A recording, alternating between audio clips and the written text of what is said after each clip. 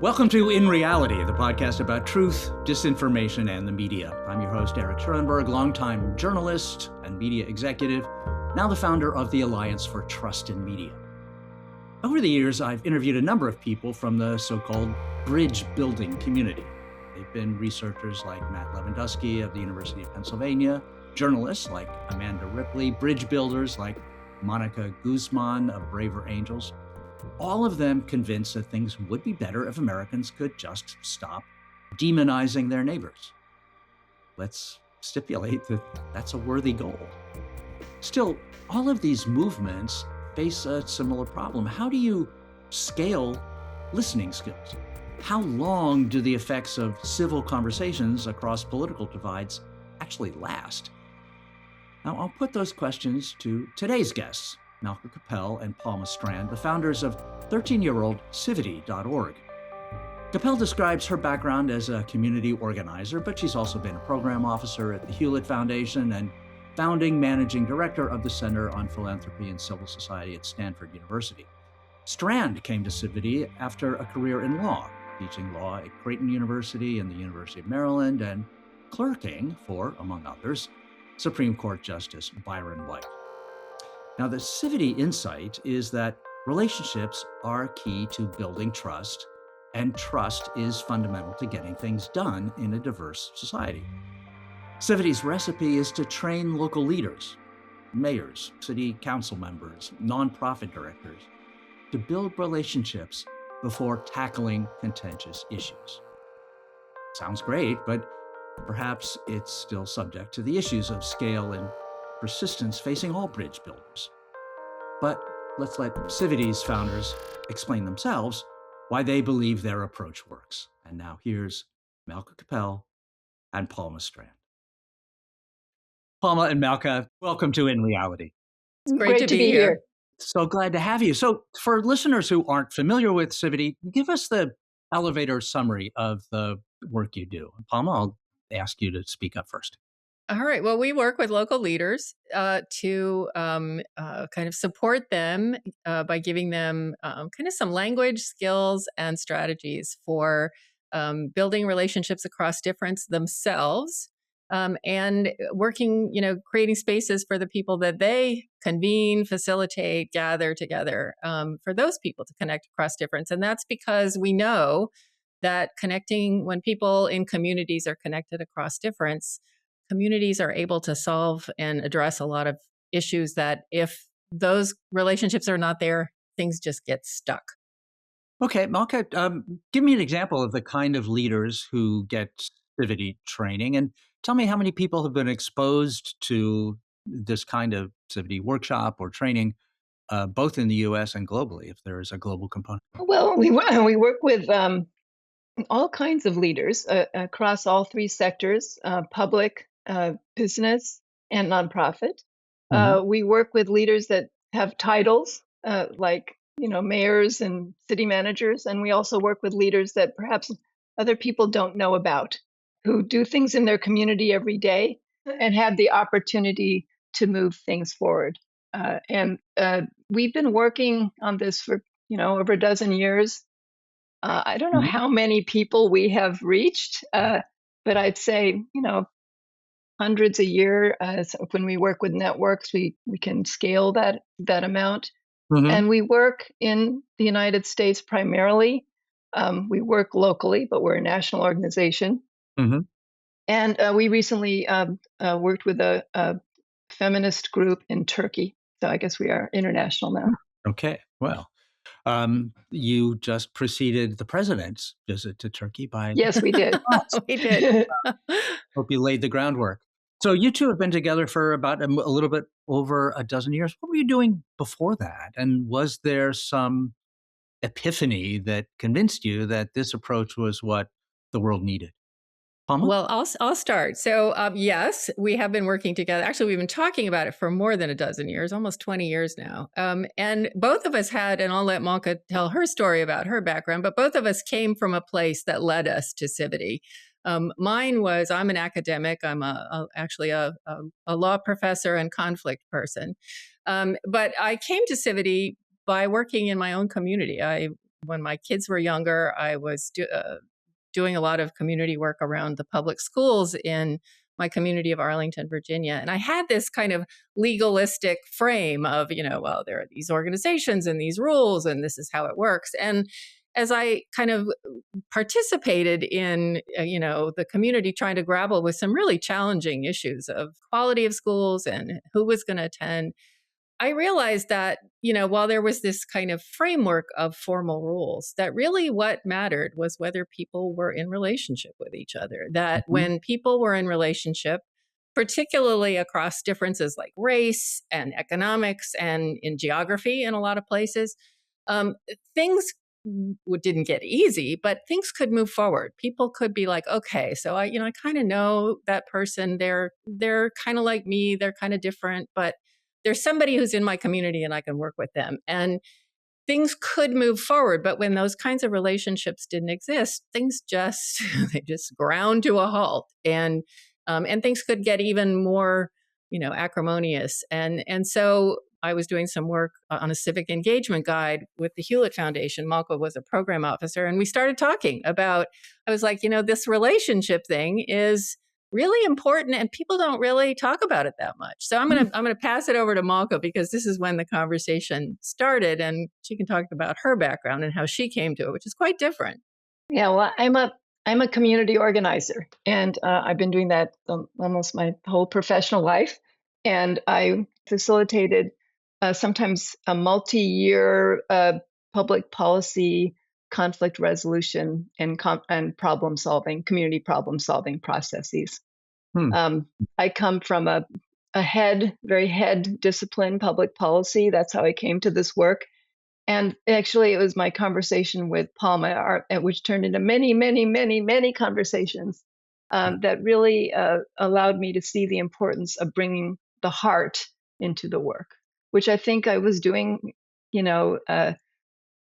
without thinking, but to really be intentional about it. And we work with a lot of head people who are working on very important issues, trying to move things forward in their community.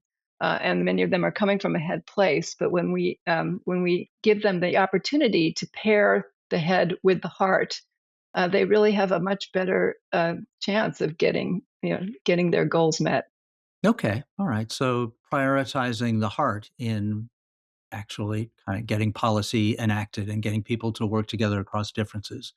The whole field is crowded right now. And by that, I mean the peace building, bridge building field right now. In reality, audience alone has met Braver Angels and More in Common, Harmony Labs in the realm of peace building. Plus, on the media side, the Center for Media Engagement and NewsGuard, others specifically aimed at helping Americans get on the same page in their news diet.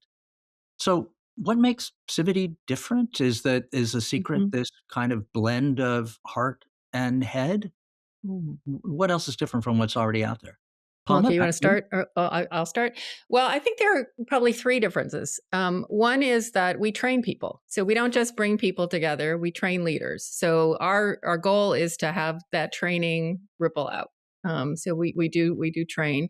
And a lot of I would say that a lot of the kind of bridge building is not non-relational, but not intentionally relational. So that, there's still a lot of focus on head, and head is, we're head people, head is important. And what we do is we really bring that intentionality around relationship, and that does make us special. And I think the other thing that really makes us special, we started this work, 12, 13, 14 years ago. And a lot of the differences that that we focus on are kind of and underlying, everybody talks now about the red-blue divide and political differences, but differences of race, differences of economics and religion and, geography. And these are deep-seated differences that we focus on, as well as political divides, which are often grounded in those other differences. And so I think that focus on these very deeply rooted differences in American life are part of what make us special. Sometimes we call our work the conversation before the conversation because we're Mm. working with people, the leaders that we work with, the established and emerging leaders. They're working on they're working on the conversation. They're working on climate change. They're working on affordable housing. They're working on community resilience. But before they can sit down with other people and hash those things out, they need to see each other as human beings. And that is the piece that we work on intentionally to Hmm. make that other conversation go better. I would just add from my history in the corporate media world that it was very hard to get things done if you didn't have a relationship with people, even in that most headiest of headspaces, which is corporate America.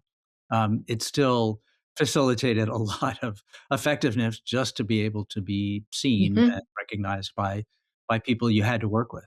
It's actually interesting. I think that because we talk to lots of people about relationships, and I would say, vast overgeneralization that business people get this. They know that relationships are important, but people in the civic and sphere are just a little less comfortable. It's, I don't know whether it's a history of wanting to be fair or, kind of even balanced. I don't know what it is, but Hmm. it's a little bit, it's a little bit of a different conversation in the public sphere than it is in the Hmm. business sphere. Hmm. Tell me more about that. Why is it a different conversation? I think it's in business. People know that the relationships are how things work. Just like you said, Eric, just exactly like you said. It's like, that's how things work. And I think that, there are a lot of rules of fairness. People are against favoritism and, cronyism, which I totally get. But this idea that relationships, and particularly relationships among people, ordinary citizens, Hmm. I think there's sort of a technocratic aspect to the way that people have been perceived or presented with public decision making, that relationships are like not part of the equation. And so bringing them into the equation in a way that is not about cronyism, but just about, wow, we're all members of the same community here. We Hmm. need to see each other because our community well-being depends on all of us. That's a different conversation. It's just a different conversation.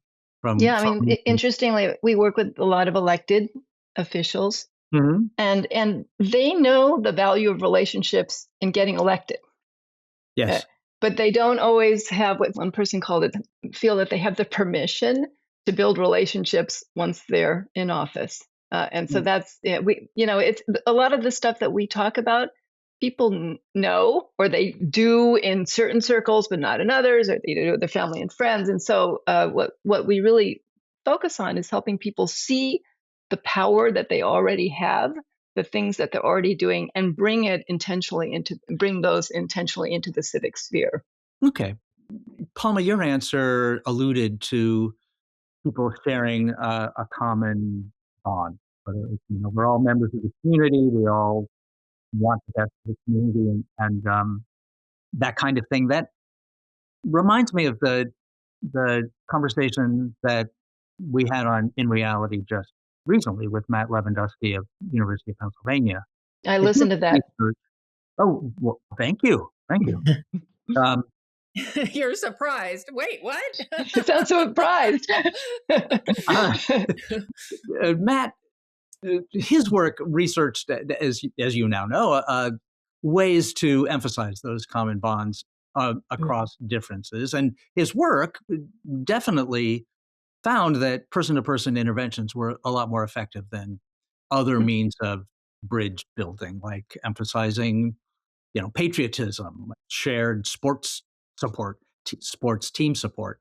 Um, and that's definitely a plus for the Civity approach as far as it goes. But there are significant limits that a number of researchers have pointed out. One obvious one in sort of person to person relationships is scale, both in reach and time. So even if personal contact is powerful, the number of people that you can reach in person is always going to be dwarfed by the number of people who are exposed through mass media or other sources of information to demonize portraits of different people who have different beliefs. And then, over time, even those who attend these kinds of interventions are going to return to the same toxic social media ecosystem that they grew up in. How do you at Civity handle the issue of scale? Yes, I would say that, and we've been very intentional about this. The way that we scale is actually not by bringing people together. People are already in our society. They're already in networks, especially if you look locally. There are people that they work with. There are people that they see sitting on the soccer stands. There are people that their kids, other parents in their kids' school. They're already in networks. They have the opportunity to use these skills to connect in their networks. And so what we do to scale is we train people. We train people to go out there into their world, into their initiatives, into their civic life, and connect.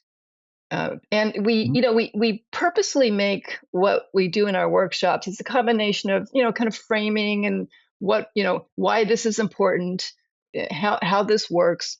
But it's really primarily practice. We give people the chance to connect with each other in kind of all different kinds of steps, everything from finding common ground to putting difference on the table and connecting across those differences so that they do it.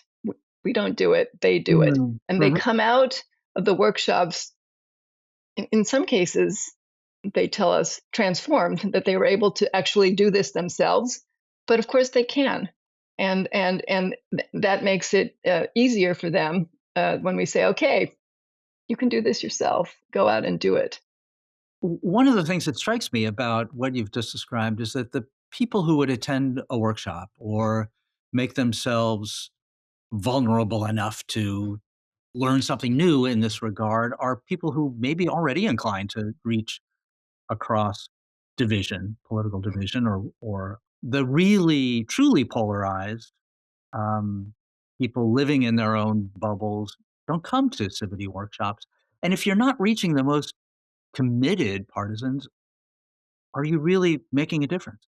So, it's interesting. I think people tend to focus on the extremes, and we actually tend to focus on the middle. Not the middle, like politically, the center. So people focus on the extremes. And I think that there's often there's this group over here or this group over here or that group over there that they're out there doing their thing and they are not reachable. But there is a huge group of people that we've found who are open. And actually, I would say that probably the majority of people are open and are often a little anxious because things have gotten, being out there in the public sphere has gotten sometimes feels a little dangerous, Yeah.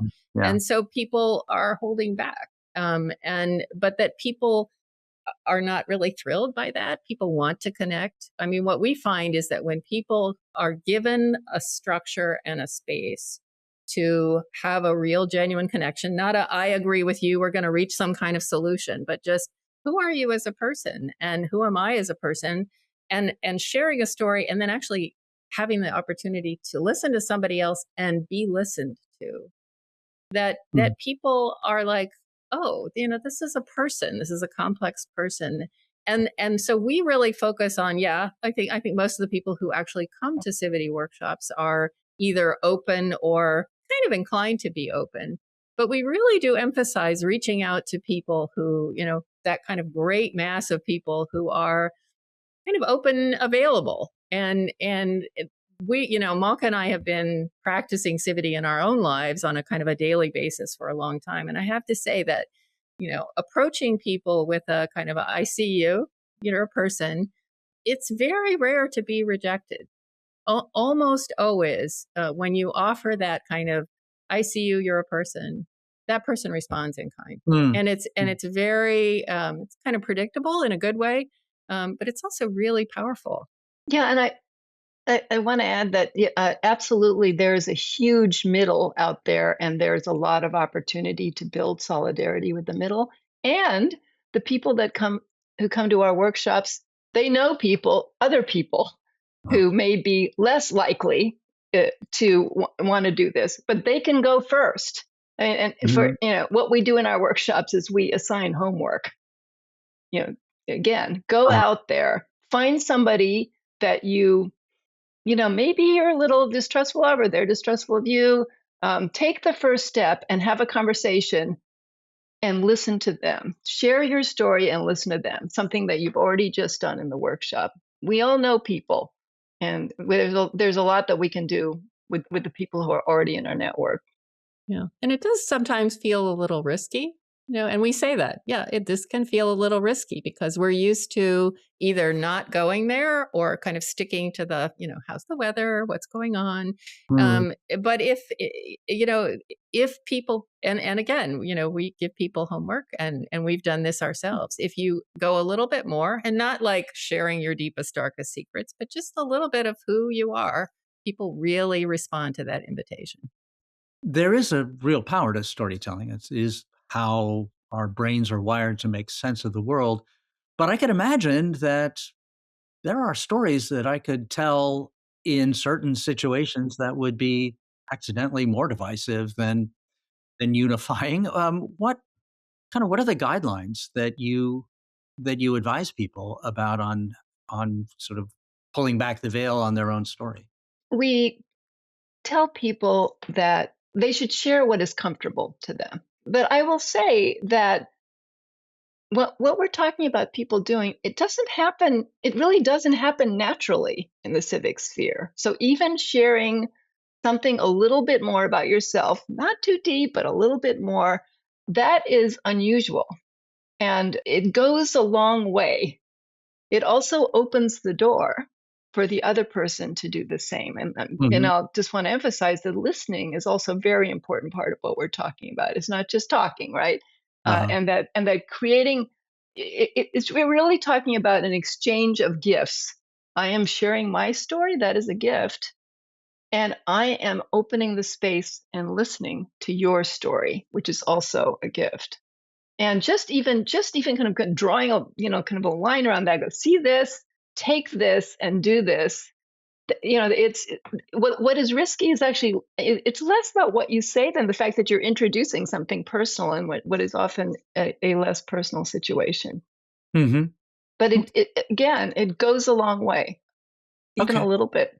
Let me refer back to the previous episode with Matt Levendusky, whose work was largely around political polarization. Yep. One of the things that he found most confronting in his research into emphasizing common bonds among citizens is that the incentives, in politics, in social media algorithms, in media in general, drive the most visible people in our society, so the politicians and the media personalities and so on, to create and share divisive content, to lean into outrage and tribalism. Elites have tremendous power to steer the conversation, way beyond their sort of personal connections. And Levendusky's point was that if you can't change those incentives and persuade the elites to tone it down, are you really able to make change? What do you think? So we do work at the local level, and we do take a systems view that culture is built from the bottom up as well as from the top down, and that when people interact with each other, at the grocery store, in their jobs, on the street, that is building a culture. And these interactions, we were a participant a number of years ago in a mega study out of Stanford University, the challenge, Strengthening Democracy Challenge. We submitted a virtual intervention, 8 minutes or less, so very, very short. And that there were 252. They called for submissions. There were 252. They selected 25 to test. Our Civity storytelling, which kind of gives people the experience that we give in our workshops, was selected and came out as number one in reducing social distrust. and number two, in reducing social distance, and also reduce partisan animosity. So I think we forget that we are, as human beings, we're kind of wired to connect at a person-to-person level, and that when we have that experience, particularly when we have that experience over and over, particularly when we have that experience with people who are kind of a little different from us, that starts to build this sense of trust. But the other thing, and I want to kind of get to this point, we've moved, I think, over the time that we've been working. We do a lot of training, we do a lot of workshops.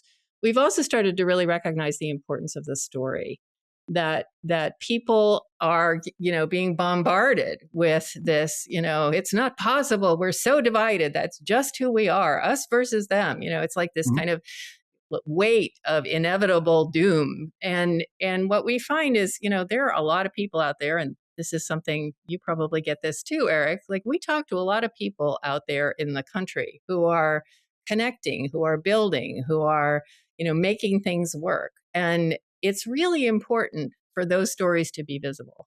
And we've really sort of started trying to highlight those stories. Well, look at what's happening here. Look at what's going on over here. And there are other people who are doing this as well. It's like, it's really important to lift up those other stories of possibility. Okay, good. Well, that's a good segue to the next question I wanted to ask, and which I must ask, and in reality, is the role of media in all of this. So, as a professional journalist, I have to admit that even before social media platforms, can't blame it all on Twitter and Facebook, newsmen, news editors were drawn to conflict.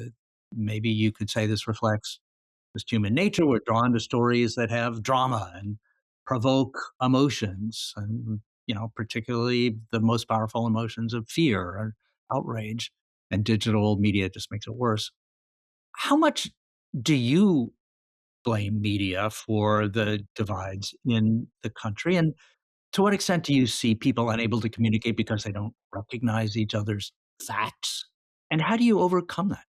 I think, going back to the story, I think there's more than one story. So I think that, yes, the media is drawn to conflict, and there is a story out there that is actually being put out there intentionally, that we shouldn't trust each other. Mm-hmm. And the media is reporting on that, and that goes out, that story goes out. But there is another story, which is a story, we're talking a lot about the local. See who's in front of you. See who you know. See, with your own eyes. Believe that story too. That we're all in it together. That we can make a difference.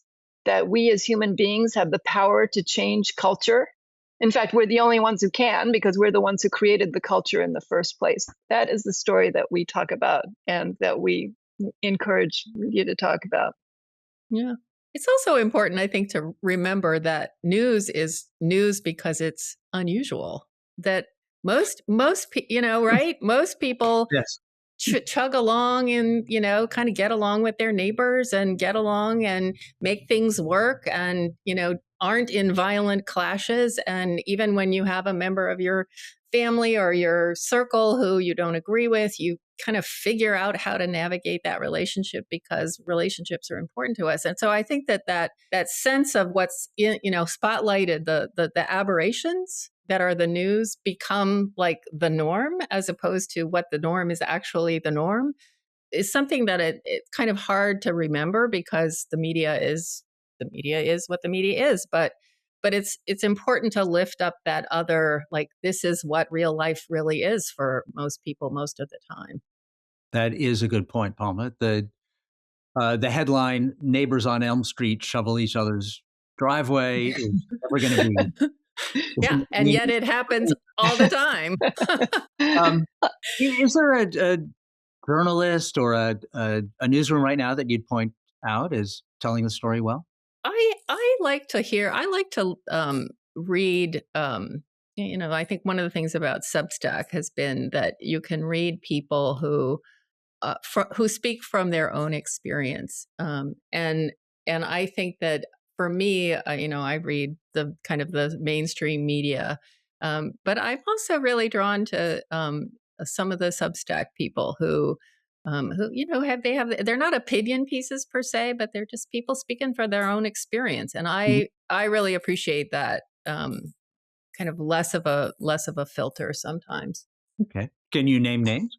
Well, I'll call out one person who I really appreciate. There's a woman named Jess Piper who is out of Missouri, and I'm interested. I have some connections with the Midwest and the rural Midwest, and she talks about Missouri and her experience and being she's a very liberal progressive person in a red state and had that experience, and I think that what it feels like and what it looks like from the ground, I really appreciate. It's interesting. Okay. Let's talk about AI, because everyone has to talk about AI today. Large language models, they can have a sympathetic, quasi-human, empathetic conversation with you, probably not unlike the conversations that people who pass through a Civity workshop have. But having a relationship with an AI model obviously doesn't count. And the danger is that it will just serve to further isolate the user. So from your sort of powers of crystal ball forecasting, is AI going to deepen divides, do you think, by trapping us in our own bubbles? Or will it have a more beneficial effect or neutral? Well, I'll maybe kind of talk about AI, but maybe not answer your question specifically because I don't have a crystal ball about AI. But and this is I'm a little bit of a wonky person, but I was watching a documentary not that long ago called "Being in the World" about this philosopher, and they were talking about AI. And one of the things that one of these philosopher guys said was that the difference between AI and people is that AI just doesn't care, and people do. And I think that is something, we've said, we focus or head people, but we really acknowledge the importance of the heart. And AI can mimic that, but AI can't really do that. And I think that really staying in touch with that fact that we are human beings who have hearts and we actually do care, things matter to us. So that's really integral to our work. Malka, we're back to the heart again, which you were the one to bring up. Any comments on AI? Well, I'd say my comment is about the way that people are talking about AI, actually. I mean, there seems to be, maybe it hasn't risen to the level of a resistance movement, but I find that the conversations about AI are, where is it taking away our humanity? And I think that the kind of the good side of that is that people are really recognizing the fact that there is humanity, and perhaps rightfully concerned about some of it being diminished. So I think what Palma said is that is one thing that AI cannot do. It can't be a human, and I think that the discussion about AI is making that even more clear. It actually for us it provides a window, to what we're talking about, to the heart, and say, okay, yeah, this is we're living in a world that includes AI. Here's your opportunity as a human being to really bring the heart piece forward. For someone who's never done a Civity workshop, what's the short index card version of a workshop that they could bring with them and try at a neighborhood barbecue this summer? I'll say one thing about the workshop is we really focus on the power of the one-on-one conversation. A lot of these kind of coming together discussions are done in groups. We've worked in groups our whole life, and even in a group, there's an opportunity for one person to talk to another person that they don't know that well or that they want to get to know better. So we have a lot of that in our workshop. We give one-on-one opportunities to share stories with different prompt questions. And, it's the one-on-one conversation is a beautiful thing. It's a maximum opportunity for sharing, maximum opportunity for listening in a relatively short period of time. Our one-on-one conversations are 10 minutes. And so really that's what the workshop is. It's in a thumbnail. It's a chance for people to interact, usually with one other person, and then they talk about it. They talk about what they did. They talk about how it felt. They talk about how it felt to share. They talk about how it felt to listen. And we do a focus on difference in our workshops that I think we don't see that much in a lot of these bridging conversations. A lot of the bridging conversations focus on common ground. Yes, right. What we have in common. And we say and practice that differences between people are important. That not only, and that we are all different from each other in many different ways. And really what we're going for is not this difference and that difference, and let's come to common ground about that, whether it's a political difference or a cultural difference. It's let's understand that the other person is just as complicated as we are, as I am.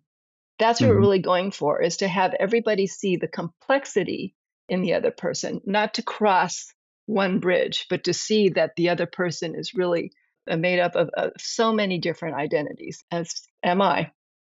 What I'm taking away from what Malka said is that sort of you want to pair off, perhaps, in these environments where you can make a little difference in an informal gathering like a neighborhood barbecue or Thanksgiving dinner. Yeah, so it's funny. I am a little bit of a shy person, and I'm a little intimidated when I go to a neighborhood barbecue, even when I know people. I'm who I'm going to talk to, and I started to realize, and this is actually something that came from my husband. It's like, if I have a good conversation with one person, that's a wonderful party. That's a wonderful. I don't need to have a conversation with everybody. I don't need to meet everybody. That would be lovely, but I'm connected if I have one or maybe two conversations, and they're genuine. And I think the other thing, you asked about sort of taking this out into people's lives.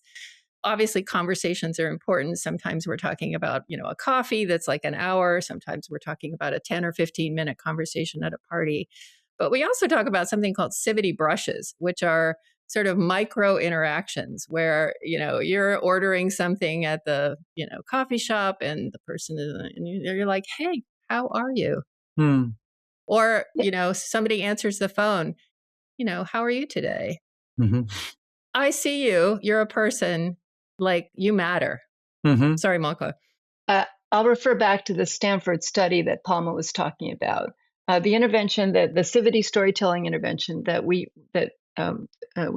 proposed is basically people speaking into a camera about themselves, one at a time, very short, 45 but one seconds at a time. Yeah. And the study participant is the other person in the conversation, right? They're seeing a series of people talk to them. And what the study showed is that not only did the person feel differently about the person that spoke to them in the study, but they felt differently about the people that the person represented to them. This is a study in political difference. So Democrats felt differently about Republicans. Republicans felt differently about Democrats after seeing one person at a time speak to them. So the one-on-one conversation does ripple out. The effects ripple out. As Palma says, you can go to a party, have a great conversation, and think it's a great party. That's what you get from it. Good. All right. In closing, I often ask guests whether they're optimistic or pessimistic about the future. And the ones who say they're optimistic tend to argue that the majority of individuals making choices of their own free will over time will choose truth over falsehood and civil discourse over hatred. And pessimists, on the other hand, tend to believe that however well-intentioned individuals are, they can't overcome social structures like media that incentivize division and tribalism. Between those two, where do you two fall? Malka? I'm an optimist, but I would say I'm an optimist based on data.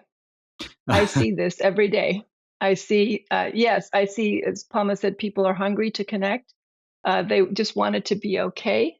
We are a social species, and if we can let people do their thing, they can make great change. Good. Palma? I hesitate to use the word optimist, but I am hopeful. And the reason I'm hopeful is because cooperation is the human superpower. That is our evolutionary, this is, kind of the research again shows. This is how we've gotten to be where we are. We are programmed, hardwired to connect. And that I think is kind of our ultimate imperative. And so it's not a head truth or falsity thing. It's a kind of innate gut, heart, head all together. That's kind of who we are. We connect. We connect. Well, thank you so much. I'm so happy on behalf of the In Reality audience that we connected. And thank you very much. Likewise. Lovely to be here. Thank you. Thank you, Eric.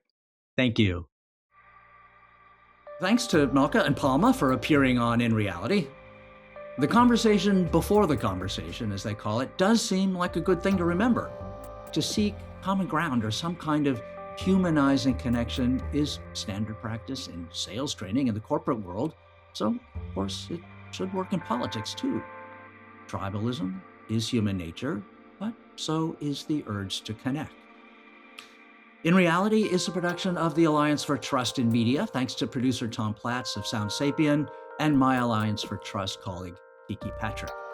And thanks to you for listening and watching In Truth and In Reality.